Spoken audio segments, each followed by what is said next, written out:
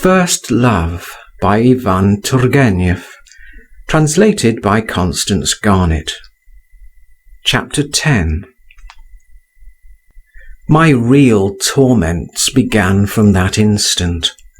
I racked my brains, changed my mind, and changed it back again, and kept an unremitting, though as far as possible secret watch on Zinaida.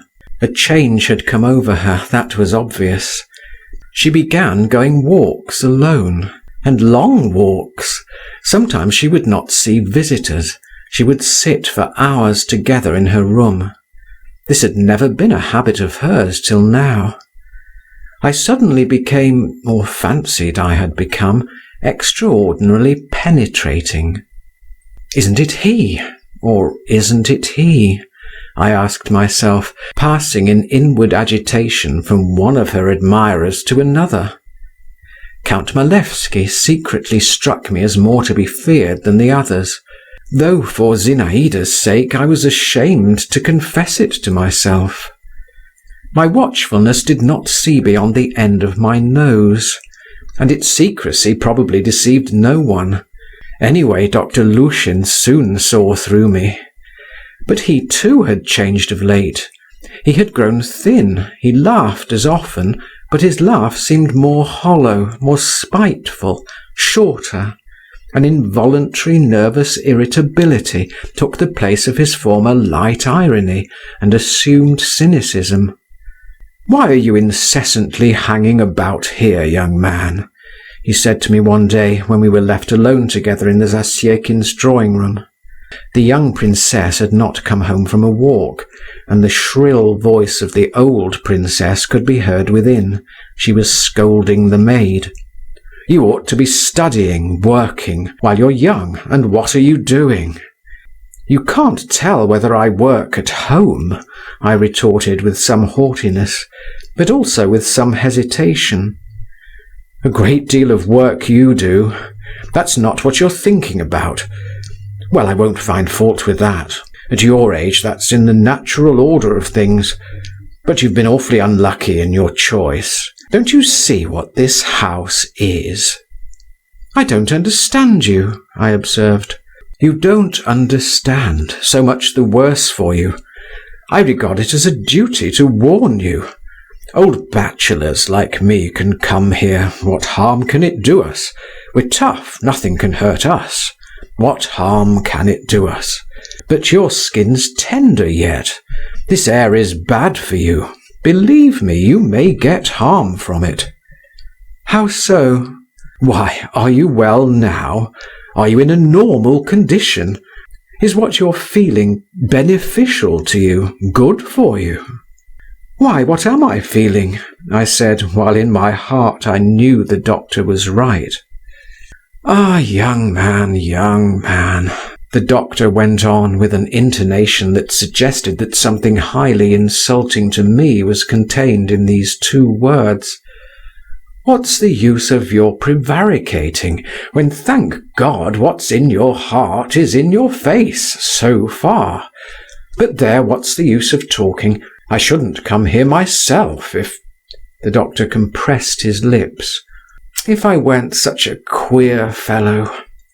Only this is what surprises me, how it is you, with your intelligence, don't see what is going on around you."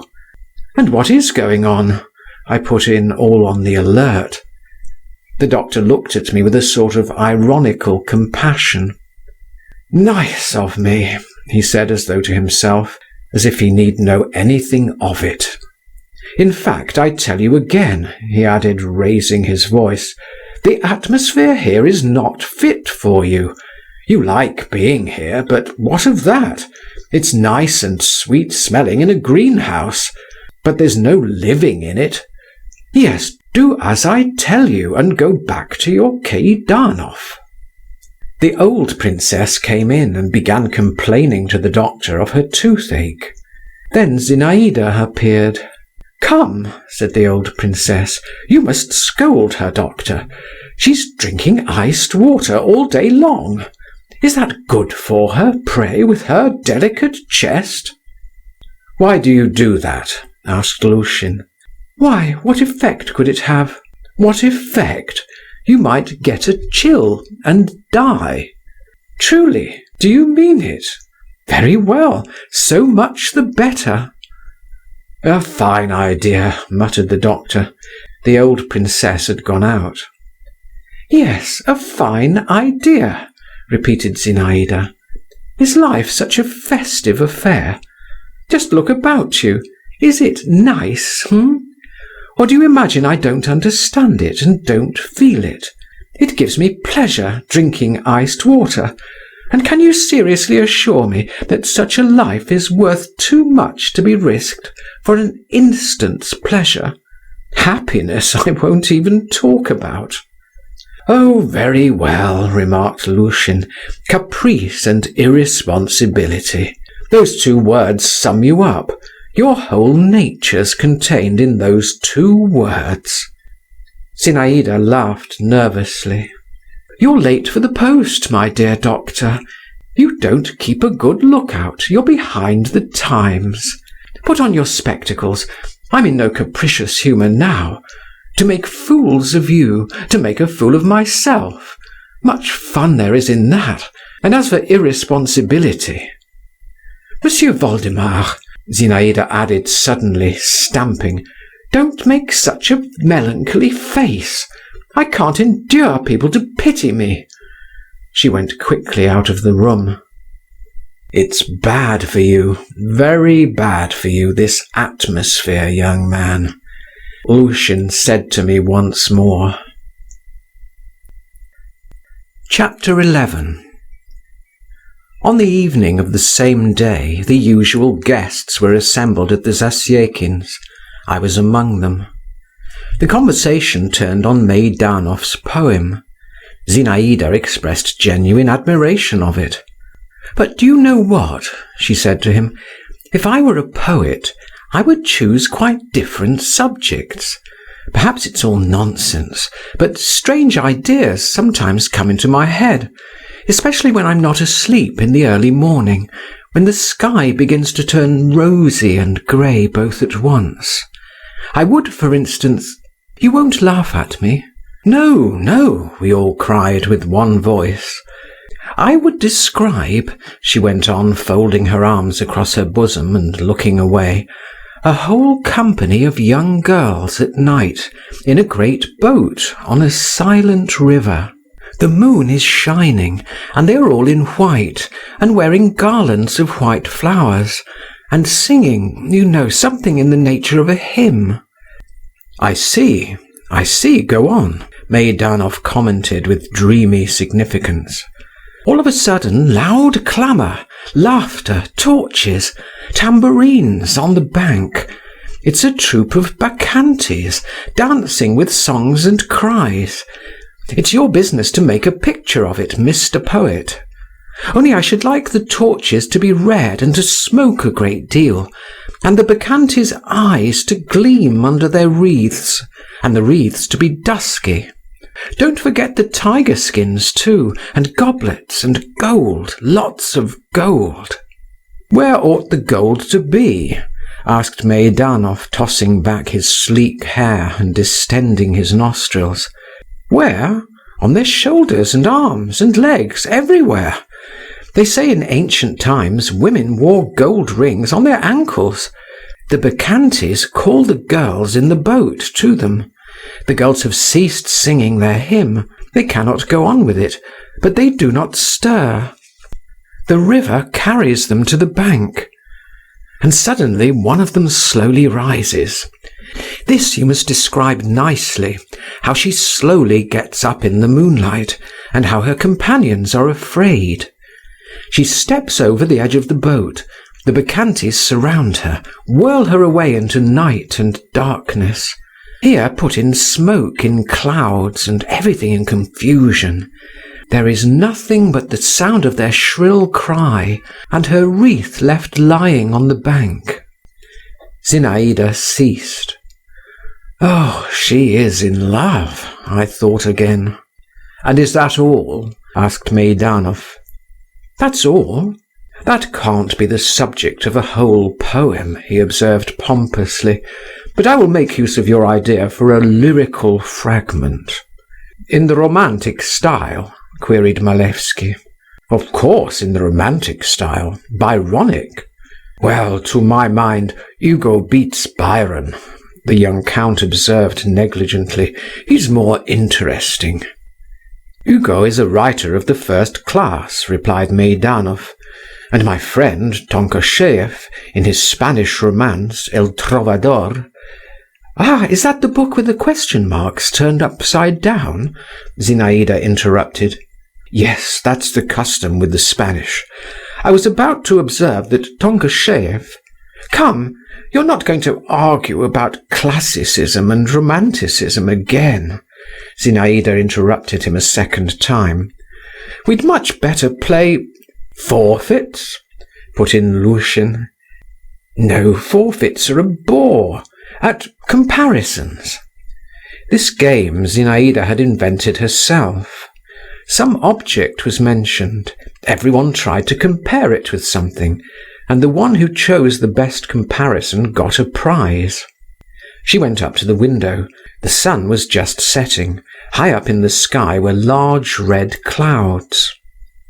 "What are those clouds like?" questioned Zinaida. And without waiting for our answer, she said, "I think they are like the purple sails on the golden ship of Cleopatra when she sailed to meet Antony. Do you remember, Meidanov? You were telling me about it not long ago." All of us, like Polonius in Hamlet, opined that the clouds recalled nothing so much as those sails, and that not one of us could discover a better comparison. "And how old was Antony then?" inquired Zinaida. "A young man, no doubt," observed Malevsky. "Yes, a young man," Meidanov chimed in confirmation. "Excuse me," cried Lushin, "he was over 40. "Over 40," repeated Zinaida, giving him a rapid glance. I soon went home. "She is in love," my lips unconsciously repeated. But with whom? Chapter 12. The days passed by. Zinaida became stranger and stranger, and more incomprehensible. One day I went over to her and saw her sitting in a basket chair, her head pressed to the sharp edge of the table. She drew herself up. Her whole face was wet with tears.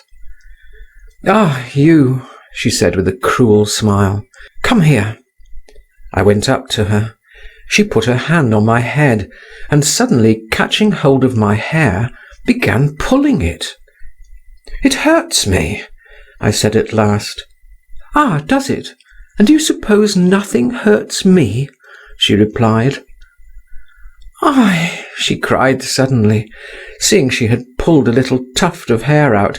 "What have I done? Poor Monsieur Voldemar!"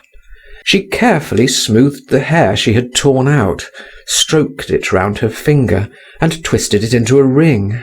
"I shall put your hair in a locket and wear it round my neck," she said, while the tears still glittered in her eyes. "That will be some small consolation to you, perhaps. And now, good-bye." I went home, and found an unpleasant state of things there. My mother was having a scene with my father. She was reproaching him with something, while he, as his habit was, maintained a polite and chilly silence, and soon left her.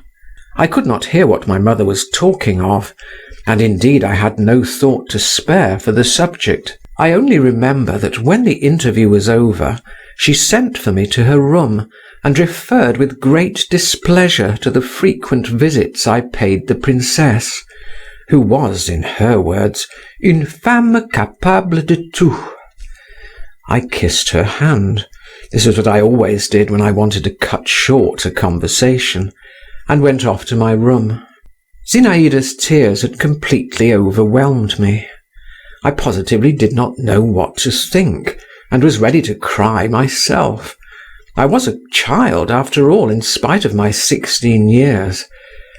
I had now given up thinking about Malevsky, though Byelovzorov looked more and more threatening every day, and glared at the wily count like a wolf at a sheep. But I thought of nothing and of no one. I was lost in imaginings, and was always seeking seclusion and solitude. I was particularly fond of the ruined greenhouse.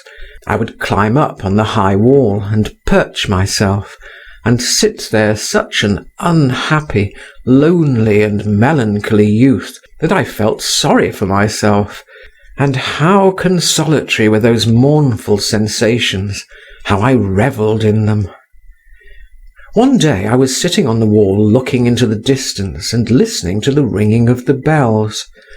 Suddenly something floated up to me, not a breath of wind and not a shiver, but as it were a whiff of fragrance, as it were a sense of someone's being near. I looked down. Below on the path, in a light greyish gown, with a pink parasol on her shoulder, was Zinaida, hurrying along. She caught sight of me, stopped, and pushing back the brim of her straw hat, she raised her velvety eyes to me. "What are you doing up there at such a height?" she asked me with a rather queer smile. "Come," she went on, "you always declare you love me. Jump down into the road to me, if you really do love me." Zinaida had hardly uttered those words when I flew down, just as though someone had given me a violent push from behind. The wall was about 14 feet high. I reached the ground on my feet, but the shock was so great that I could not keep my footing. I fell down, and for an instant fainted away. When I came to myself again, without opening my eyes, I felt Zinaida beside me. "My dear boy," she was saying, bending over me, and there was a note of alarmed tenderness in her voice. "How could you do it, dear? How could you obey? You know I love you. Get up." Her bosom was heaving close to me, her hands were caressing my head, and suddenly, what were my emotions at that moment, her soft, fresh lips began covering my face with kisses. They touched my lips. But then Zinaida probably guessed by the expression of my face that I had regained consciousness, though I still kept my eyes closed, and rising rapidly to her feet, she said, "Come, get up, naughty boy, silly! Why are you lying in the dust?" I got up. "Give me my parasol," said Zinaida. "I threw it down somewhere, and don't stare at me like that. What ridiculous nonsense! You're not hurt, are you? Stung by the nettles, I dare say. Don't stare at me, I tell you." "But he doesn't understand, he doesn't answer," she added as though to herself. "Go home, Monsieur Voldemar, brush yourself, and don't dare to follow me, or I shall be angry, and never again." She did not finish her sentence, but walked rapidly away, while I sat down by the side of the road. My legs would not support me. The nettles had stung my hands, my back ached, and my head was giddy. But the feeling of rapture I experienced then has never come a second time in my life. It turned to a sweet ache in all my limbs, and found expression at last in joyful hops and skips and shouts. Yes, I was still a child. Chapter 13. I was so proud and light-hearted all that day. I so vividly retained on my face the feeling of Zinaida's kisses. With such a shudder of delight I recalled every word she had uttered.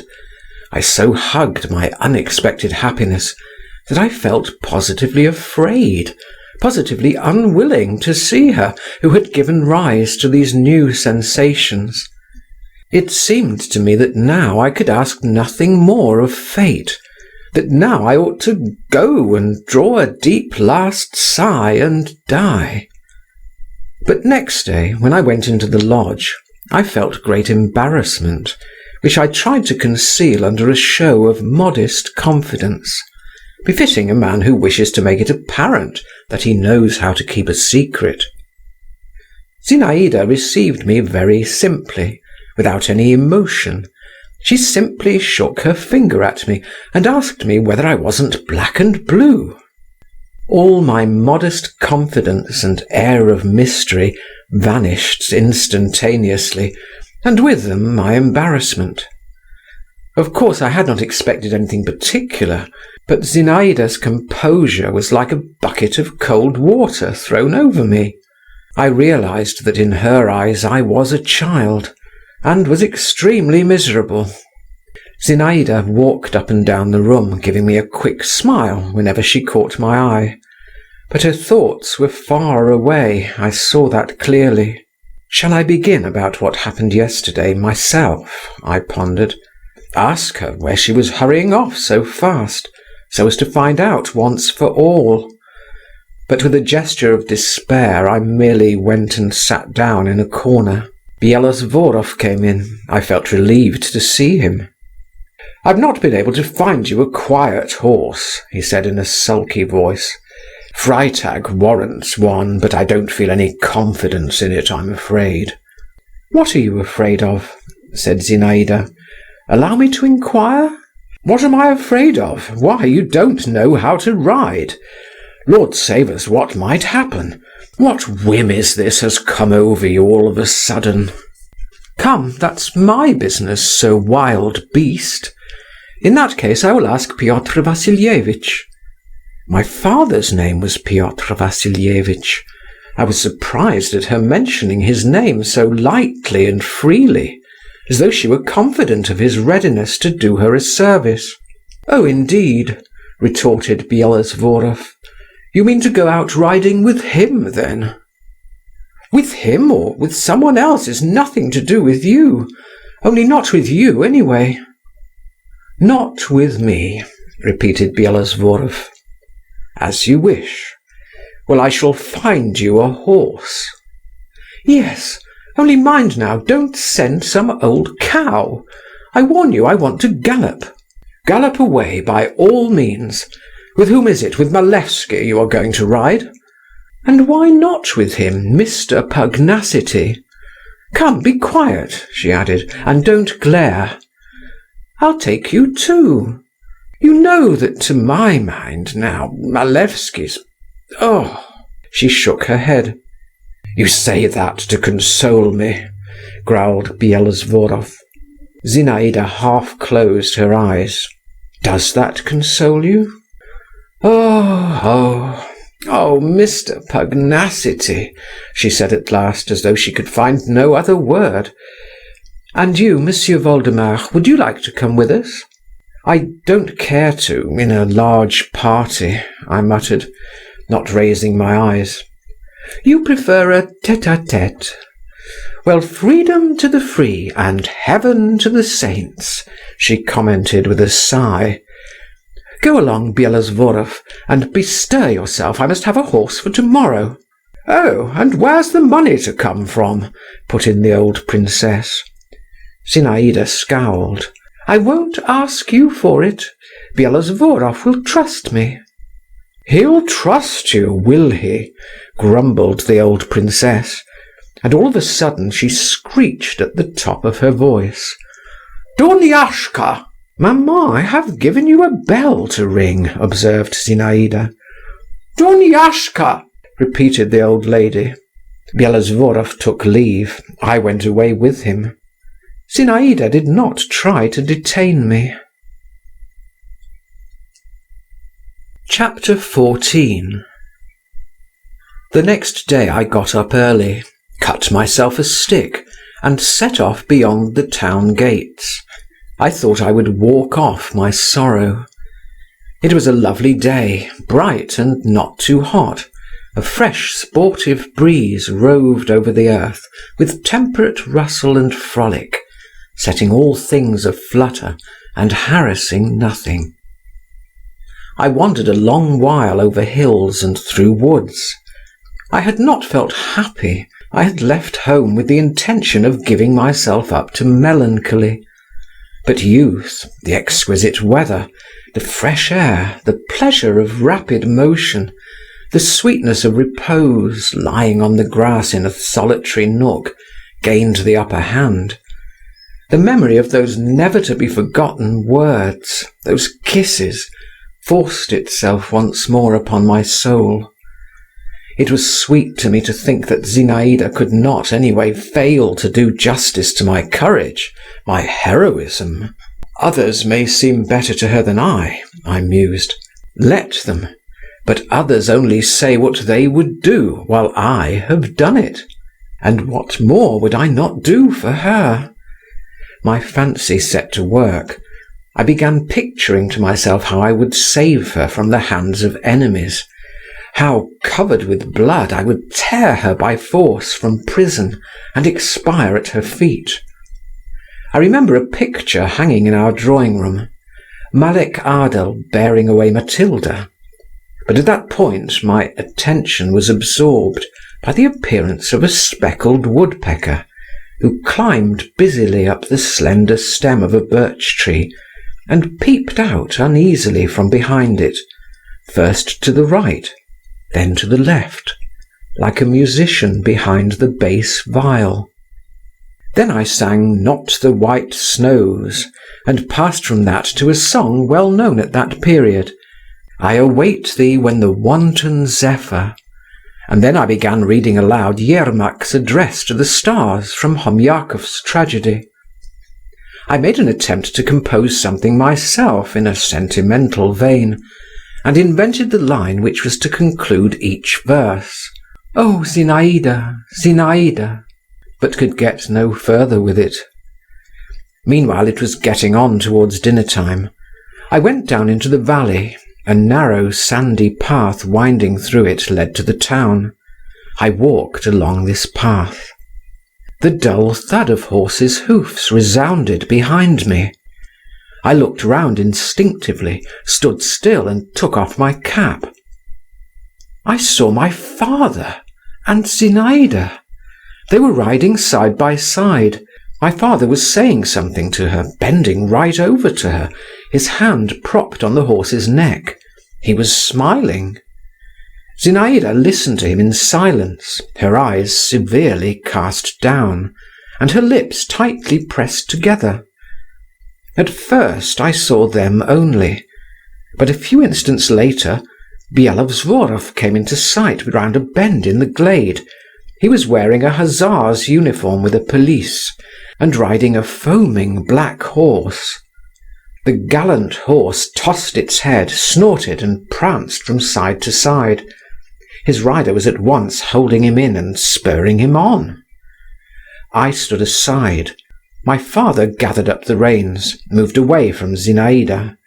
She slowly raised her eyes to him, and both galloped off.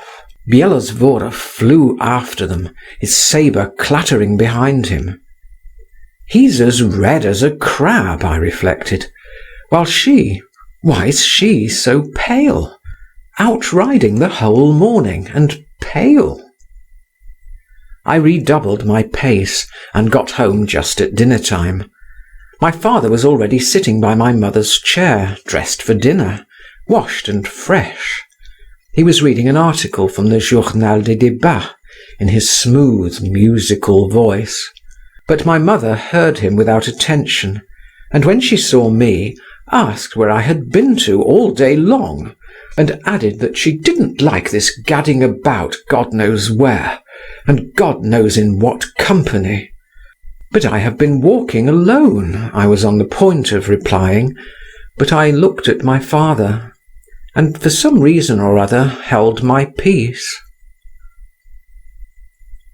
End of chapter